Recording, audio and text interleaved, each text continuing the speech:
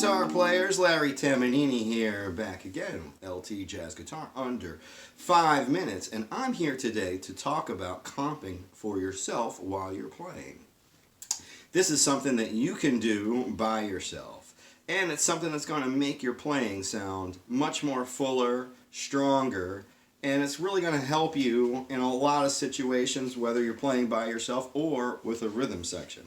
Unless you're playing with a piano player and you have a comp war situation, which we'll talk about a little bit later. So check it out. I did a video yesterday talking about melodic soloing. And when you're soloing, you are telling a story, right? You're having a beginning and a middle and an end, like any good story. Now the way I look at comping, right, and especially comping for yourself, is it's sort of like you're trying to jump on a train that's moving, right? The music's always got to move forward. Everything's moving forward. Once you stop, you're done. You're like a jazz shark. You got to keep swimming. And if you stop swimming, chances are your solo's going to pretty much lose a lot of, or you lose your place, you're going to lose all the forward motion that you've been building up, and it's hard to get it going in the middle of a solo. So you got to start strong and keep it going.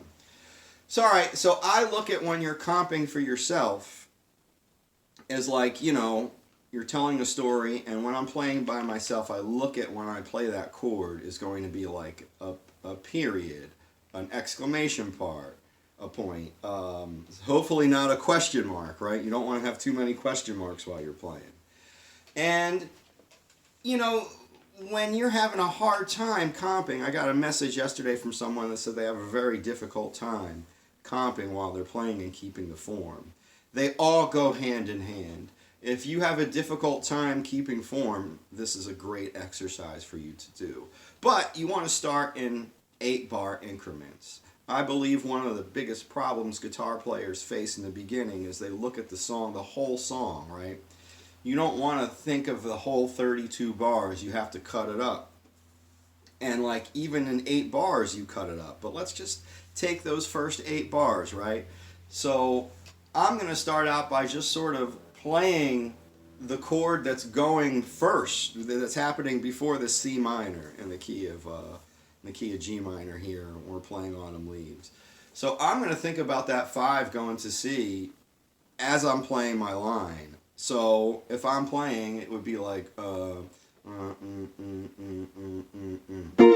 right?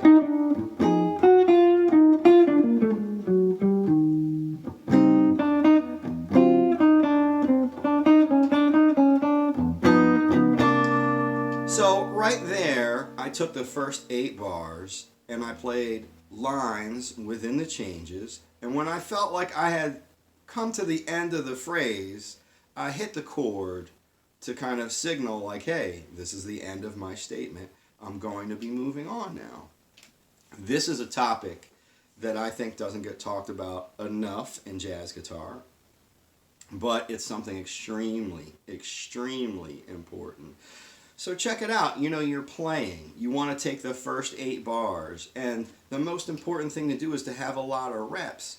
I talk to a lot of jazz guitar players, and the one thing that they don't always practice is playing.